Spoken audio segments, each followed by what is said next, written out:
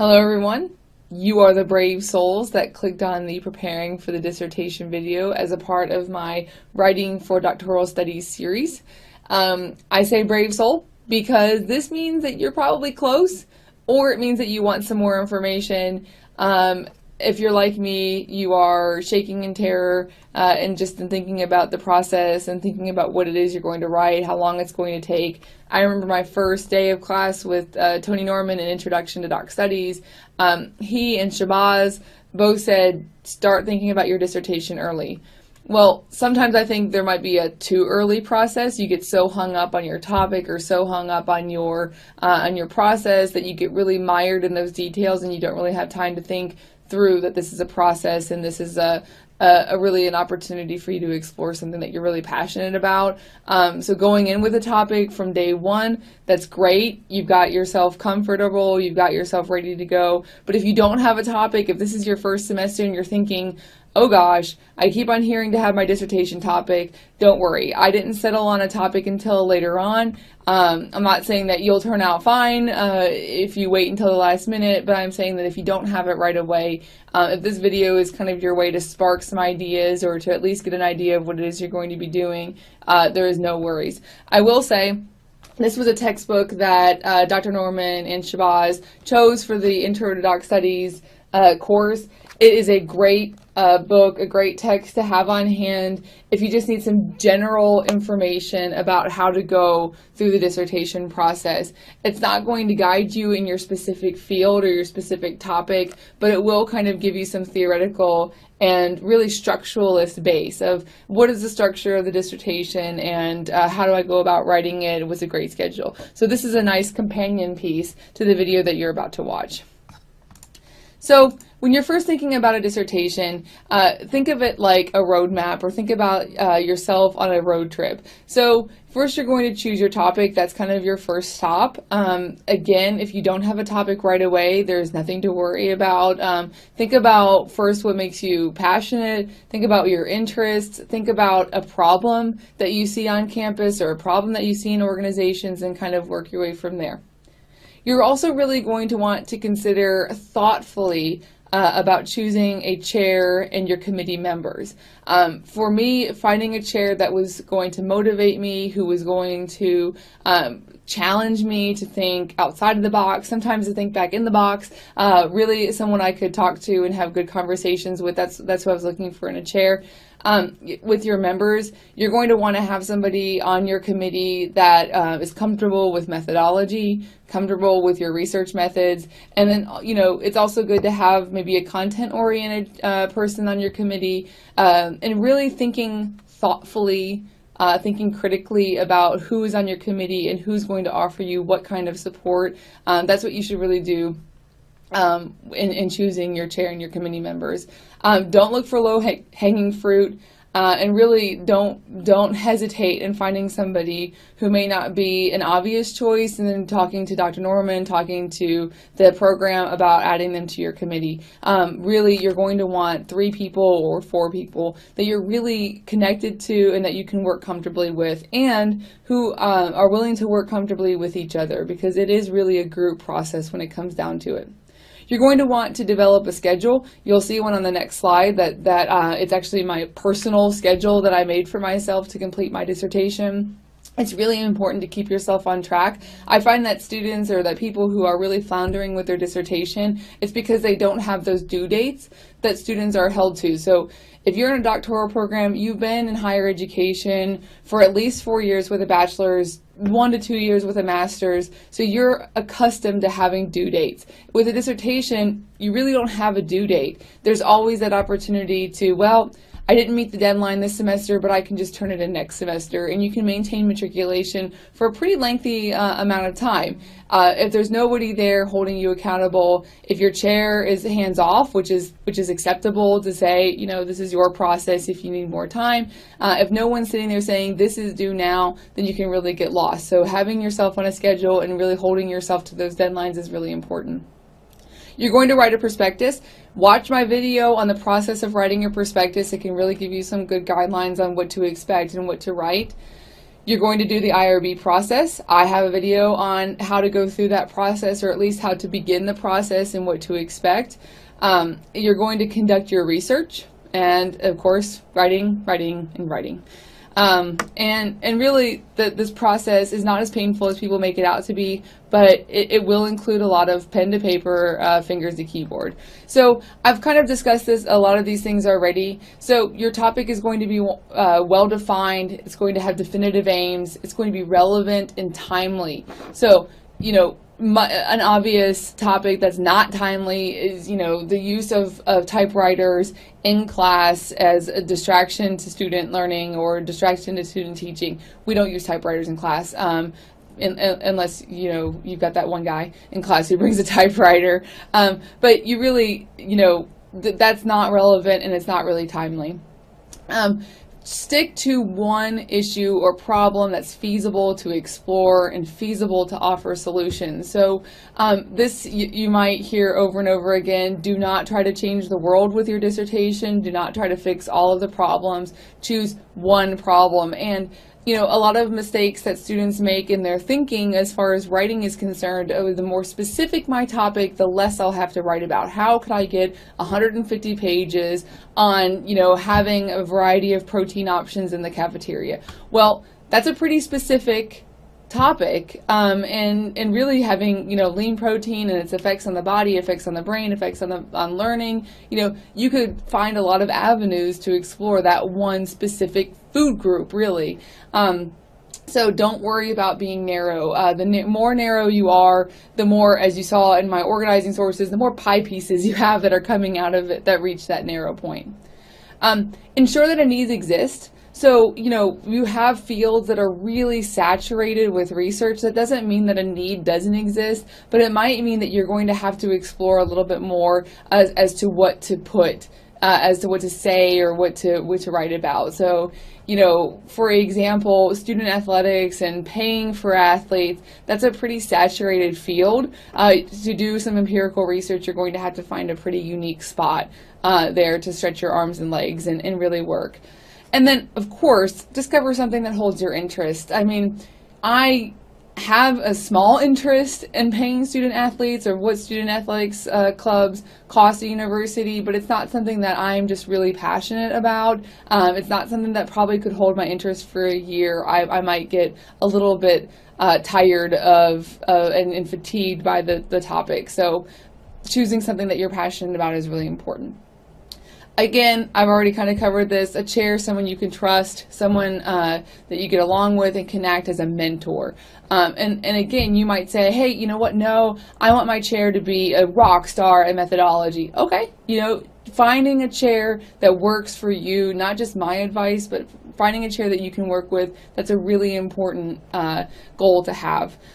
And like I said, the members, if they're experts in their fields or in their methodologies, that can really help. So I have on here a typical schedule, and that's kind of a double entendre. Here's a typical schedule, and it's kind of atypical. So what I did was I worked retroactively from the date that I wanted to graduate. So I wanted to graduate December 2015. So I looked up, and the dates are readily available on Graduate Studies. I looked up, okay, when's the last day to submit my dissertation to Graduate Studies, which you can't see it here, but it's November 20th. Okay. Working my way backwards, what's the last day that Dr. Norman, our department head, what's the last day that he needs to see it? Okay, working my way back from there. What's the last day I need to defend? Or what's the last day, my deadline for defense, which Friday, October 9th is not the deadline to defend, but that's the date I had in mind of defending. It was prior to the last date. And then, you know, from there, okay, what's my starting point? So if I have to end by the end of October, then where do I need to begin? So I had a relatively abbreviated timeline up there at the top that you can see. That really was a result of my own personal schedule. You could certainly have them more stretched out. If you need a month to write chapter 2, a month each for each of the chapters, you know, give yourself the time that you need. Make these dates manageable for you. Your speed of writing, your speed of researching, those that is far more important than the schedule itself. I also included, some less worrisome dates. So, my purchasing and renting regalia. Well, that's not really a worrisome date, but it's a milestone. So give yourself those rewards and victories and add those to this master list, because as you can see, those that are coded here in like that purple pink color, those are pretty heavy-handed dates. The red are like moments. So those blue ones, the applying for graduation, the purchasing or renting regalia, those are almost moments of relaxation that, okay, now I'm getting closer to the end.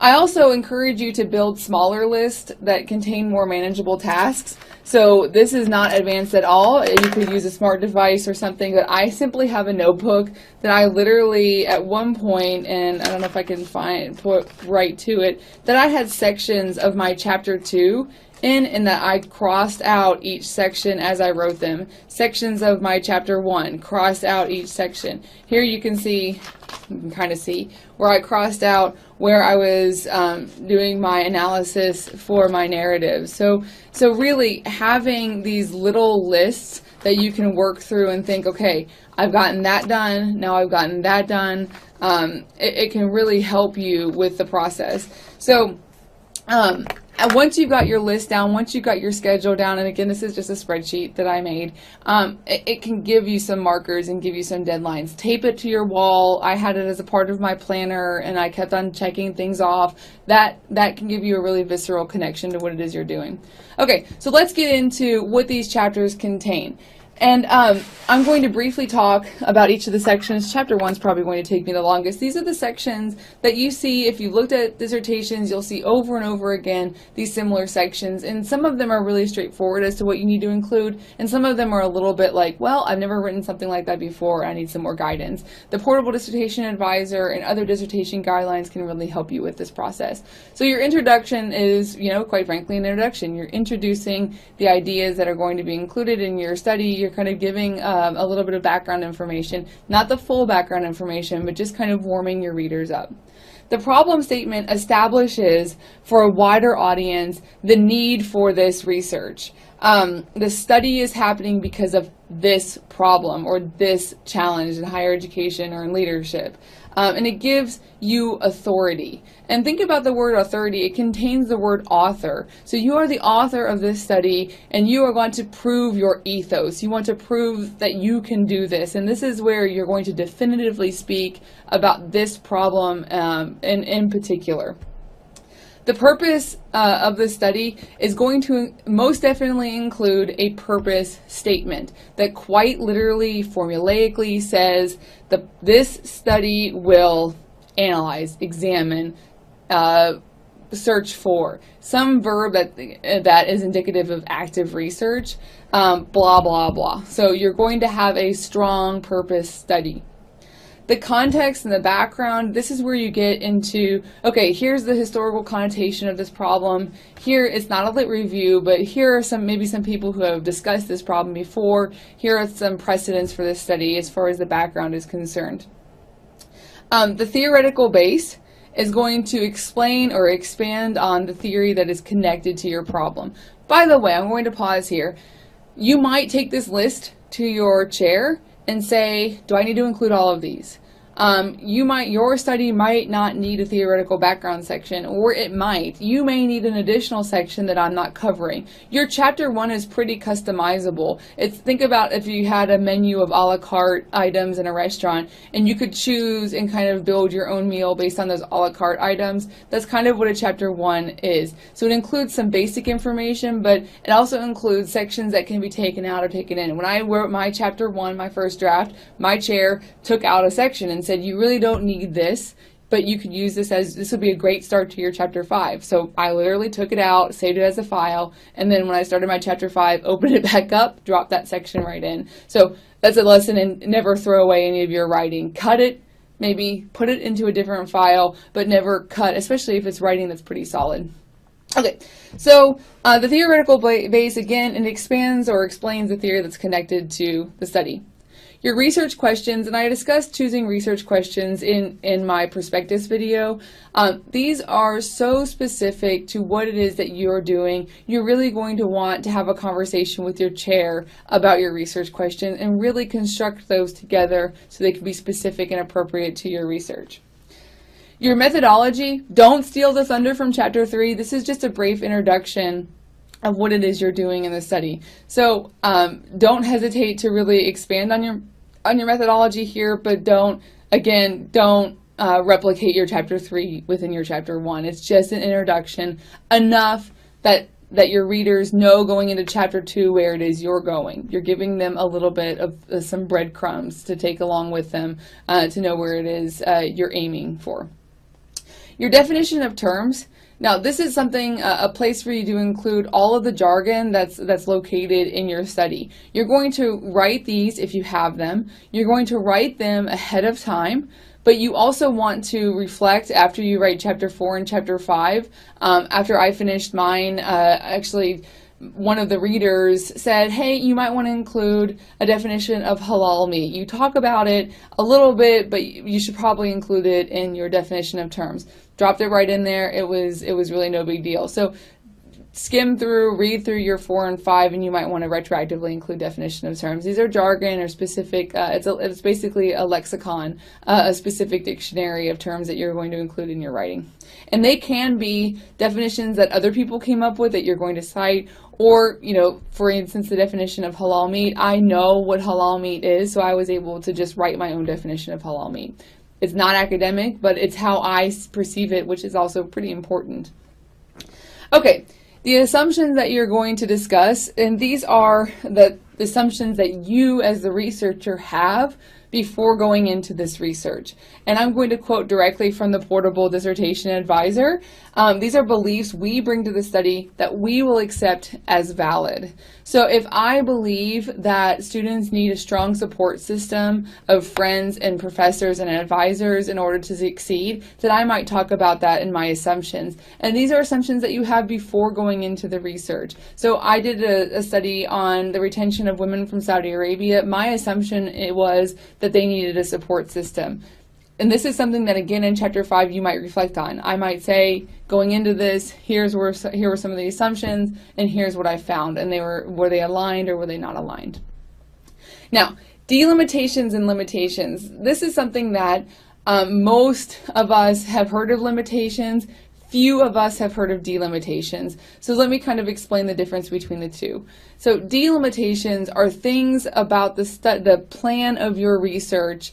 They are parts of the design, they're factors that prevent you from generalizing in quantitative research or prevent you from having relevancy in qualitative research. So the 11 women from Saudi Arabia that I interviewed, are their stories relevant to women from Saudi Arabia who are studying in New York City, where there's a wider Muslim population, there's a wider population of people who interact with other cultures on a daily basis.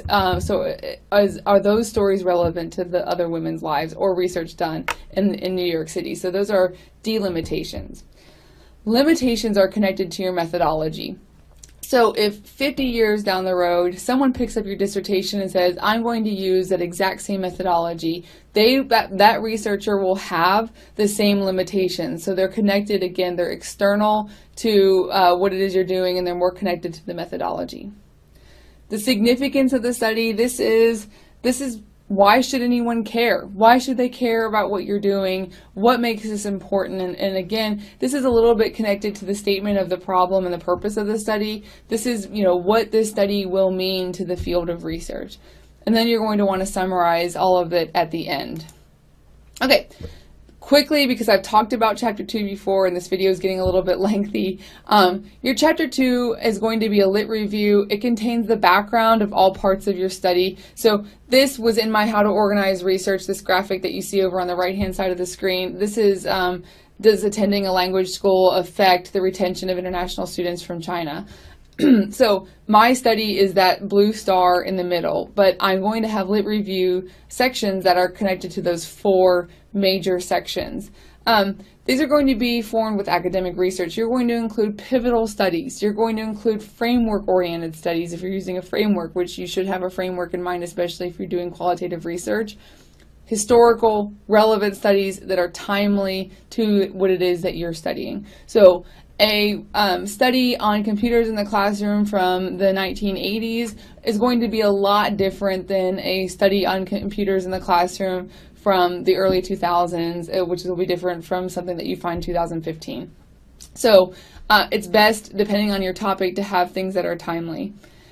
And I find that lit reviews are best constructed from an outline or the spreadsheet, but you have your own organizational methods and have one in mind before going into the chapter 2.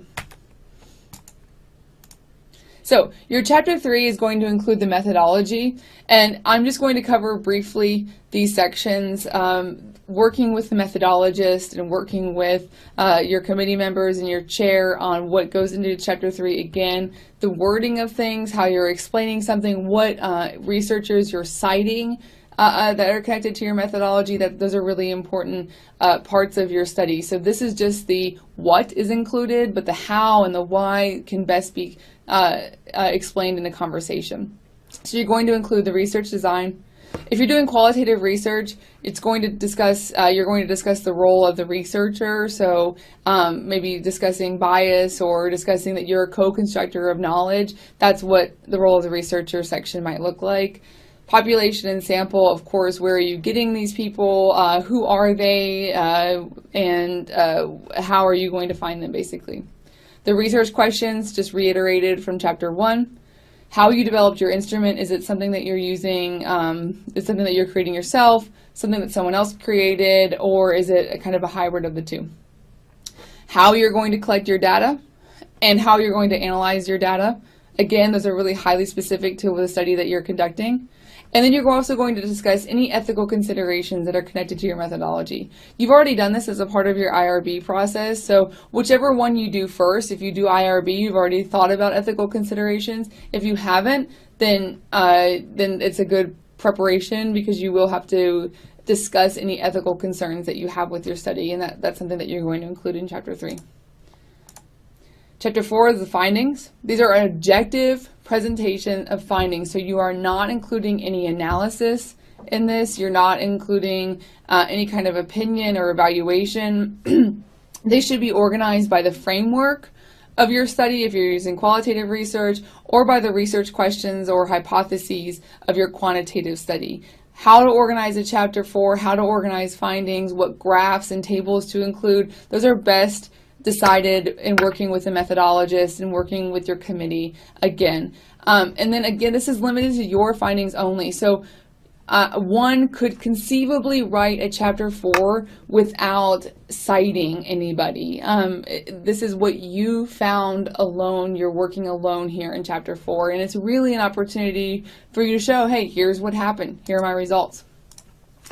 The chapter 5 is your discussion of findings. Now, I find that, I have been finding that a lot of people are having trouble with the tone of chapter 5. So what I like to say is, imagine yourself in front of a general audience. So you may have people who have done research in your field, you may have people who have read studies, you may have other really high-level thinkers who are in different fields, but they can understand your research.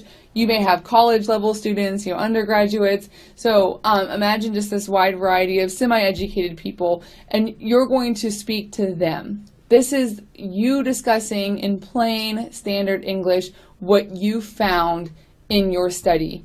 I have in all caps here because it's very important. You should have no or very few data indicators in this portion of your dissertation. No one needs to know the p-value in your chapter 5. Now, you may have somebody on your committee who says, you know what, I completely disagree with that video. Absolutely do not do that. I really want you to include this. But I find that if you allow yourself to include those data markers, those data indicators, then you might revert back to your chapter 4 language and have it be really highly scientific and highly impenetrable for some people. You're also going to want to, in your Chapter 5, place your findings in context of the literature that you reviewed in Chapter 2.